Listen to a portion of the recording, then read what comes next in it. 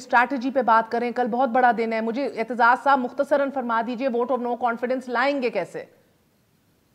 आपकी तो बातों की समझ ही नहीं आई। भैया को वक्त ही बोलते जा रहे थे, आई एम वेरी सॉरी। पर देखिए, मैं आपको एक चीज बताऊं, वोट ऑफ कॉन्फिडेंस और कॉन्स्टिट्यूशनल रास्ते का एक अपना वकार होता है, एक अपनी थ्रेट होती है, एक अपना वजन होता है। हमारे खिलाफ वोट ऑफ नो कॉन्फिडेंस हुआ था 1989 में, बीबी की शहीद की जब गवर्नमेंट थी। और उसमें सारे ही जिनका ये जिक्र कर रहे हैं कि अनदेखे हाथ, और वो सारे ही पीछे थे और हमारे खिलाफ थे।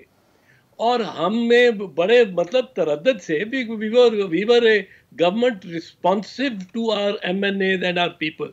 हम उससे किस तरह निकले, पर निकलना क्या था, वो जिसको कहते हैं बुनियादें हिल गई गवर्नमेंट की। वोट ऑफ नो कॉन्फिडेंस जिस गवर्नमेंट के खिलाफ आए, उसकी बुनियादें हिल जाती हैं। और ये इमरान खान तो मतलब है अपने वजन से ये गिर रही है हुकूमत।